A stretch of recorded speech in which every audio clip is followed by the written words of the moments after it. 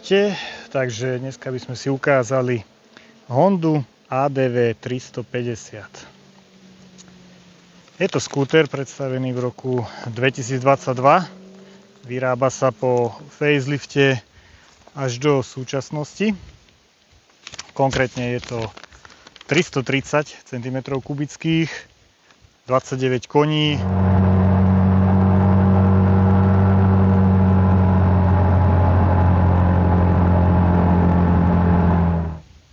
120 km rýchlosť dosahuje pri 7,5 tisíca otáčok. Priemerná spotreba približne 3,4 litra. Je to viac menej niečo ako SUV skúter kvôli prednej upside down vidlici, 37 mm šable, uchytenie v dvoch okulároch,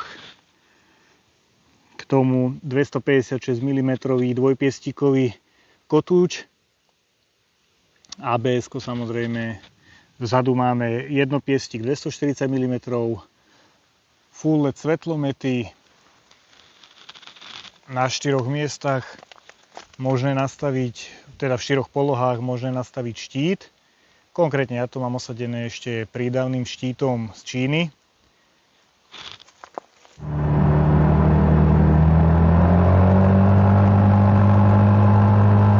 Samotné tie ovládacie prvky tak sú rozložené v tomto združenom ovládacom paneli.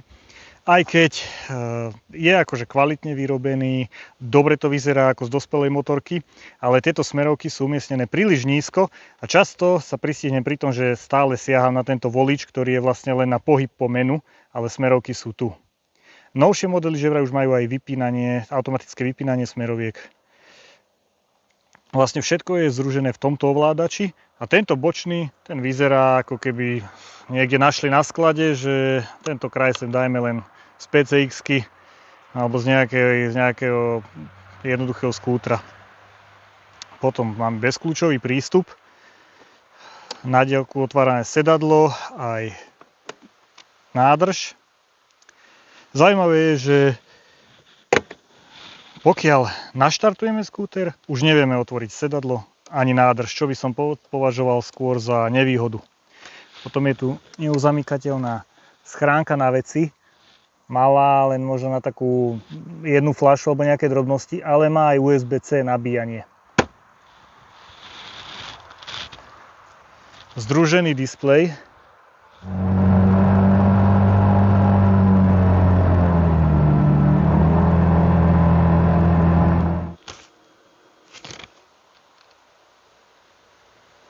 Všimnite si toto blikanie kľúča. To indikuje, že je slabá batéria v bezkľúčovom, v diaľkovom ovládaní. Ak sa tá batéria vybije, tak sa musíte mechanicky stadiaľto dostať do sedadla a dajme tomu veľa ľudí tam nosí náhradnú batériu do bezkľúčového ovládania. Kontrola trakcie, ABS-ko. Jednoduchý displej, otáčkomer, ako som hovoril, pri 7,5 tisíci je približne 120 km za hodinu tachometrových. Realita je, že tento tachometer dosť premeriava, takže aj približne o 10-11 km za hodinu. Spotreba približne 3,4 litra, podľa palubného počítača ukazuje dojazd, neukazuje teplotu motora. To je zaujímavé, pretože ukazuje len vonkajšiu teplotu a dobitie batérie. Takže keď si otvoríme potom sedadlo, jedná sa o celkom slušný podsedadlový priestor, približne asi ako na X-Maxe, alebo keď som mal dávnejšie Majesty 400. Vojdu sa dve integrálne príľby. Nie je osvetlený, novšie modely už majú osvetlenie a je tu takáto prepážka, ktorá sa dá ešte presunúť do tejto časti, aby nelietali veci. Je tu aj taký bočný deklík na lekárničku alebo na nejaké iné drobnosti. Dosť sa sťažujú v recenziách, že sa tento priestor otvára nedostatočne, ale nevidím v tom ako vôbec žiadny problém.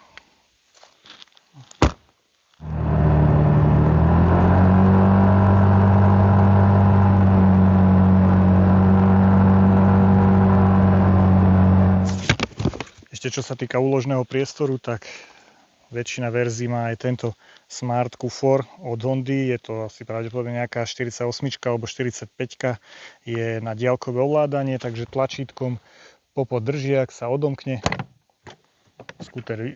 kufor vyskočí, otvorí sa, zacvaknutím sa zavrie, to je všetko. Zadná dvojica tlmičov, nenastaviteľná, centrálny stojan, malý stojan policajt. Celkom dobre je vyriešená aj poloha nôh, kde si môžete dať nohy aj na predné plošiny, ale aj táto vlastne klasická plošina je dostatočne široká. Ale na členky relatívne dosť fúka a fúkalo dosť aj na kolena, kým som si nekúpil túto drobnosť z Číny. Predáva sa aj originál v Honde a to spraví fakt veľký rozdiel, takže určite odporúčam. Drobnosť za 15 € a úplne to zmení pocit pri jazde. Ďalej ku klasickej výbave patria aj ochrany rúk, skôr veľmi dobré v chladnom počasí.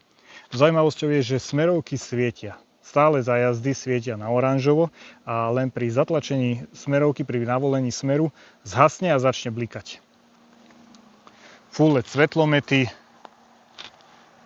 Štít je malý, ale rozmýšľal som aj nad kúpou turistického štítu, ale nakoniec som upustil od toho, pridal som len tento vrchný diel a je to úplne postačujúce. Čo sa týka samotného zvuku, tak ten je podľa mňa na motorku z tejto doby dostatočný. Nie je to vôbec, že by to bolo úplne tiché ani utlmené.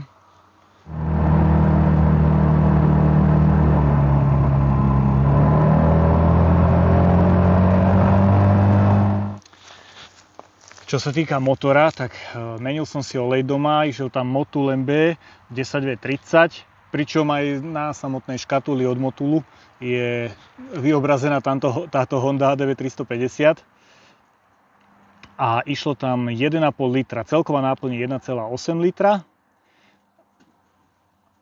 ale interval oleja je až 12 000 km, čo sa mi zdá ako príliš veľa. Videl by som to maximálne tak na polovicu, ak teda chcete, aby sa ten skúter dožil čo najviac. Celkovo prevedenie podľa mňa veľmi kvalitne spravený skúter, aj plasty na dobrej úrovni, servisný prístup perfektný, predné koleso 15-palcové, zadné 14-palcové. Klasický problém je hrkotajúci kufor. A je to pravda, zatiaľ sa mi to nepodarilo odstrániť, aj keď som ho skúšal všelijako vypodkladať. Jednoducho kufor na hrboloch vibruje a vydáva dosť silný rušivý zvuk. Keď sa dá, jazdím bez kufra, ale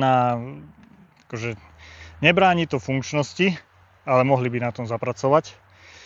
Čo vidím ako nedostatok, tak je stredový tunel. Ten je fakt objemný, veľký, nádrž má 11,8 litra, ale to sa dalo spraviť určite aj užšie, pretože pri nastupovaní 90% času ho okopávam, aj keď sa snažím, aby som ho netrafil, ale našťastie zatiaľ to nemalo vplyv na lak. Nádrž inak dostačujúca na skúter, myslím, že veľmi dobre. Celkovo tento kokpit vyzerá veľmi dobre ako z veľkej motorky, ale aj sa tak človek cíti, keď na tom sedí, že je to jednoducho taká... Necíti sa ako na skútri, ale cíti sa ako na takej hračkárskej motorke, že vyslovene choď a zabav sa.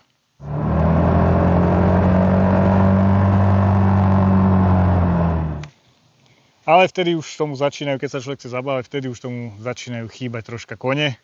Ale tak čo by sme chceli, je to predsa 330 cm kubických a na tento objem sa nedá nič zle povedať. Ja osobne som bol na 400-ke v Turecku, Kosove, v Albánsku a so mnou jazdil kolega na Apríli tiež 330 cm kubických a pojazdil všetko rovnako.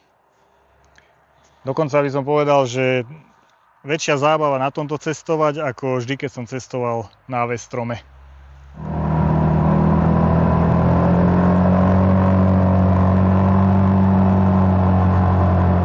Čo sa týka brzd, tie sú za mňa vydarené, dostačujúce. Dajú sa dobre dávkovať. Samozrejme, lepšie by vyzeral dvojkotúč. Na Maestri 400 bol dvojkotúč, ale tie boli myslím, že aj ťažšie. Toto má 186 kg hmotnosť. Ale úplne stačí aj tento jednokotúč. Žiadny problém som nezaznamenal, že by mi to nestačilo. Aj pri nejakej krízovke dá sa s ním veľmi dobre ubrzdiť. Jedna vec ešte, čo mi chýba, tak to je parkovacia brzda. Človek odstaví niekde troška na miernom kopci, tak buď nožná parkovacia alebo ručná parkovacia, aby mohol nechať naštartované a odstavenú motorku a zatiaľ si niečo vybrať zo skrinky, diaľkové od garáže, diaľkové od brány. Takže to mi chýba, ale inak nemôžem vytknúť, môžem povedať, že toto je fakt veľmi vydarený skúter a rovnako aj za veľmi dobrú cenu.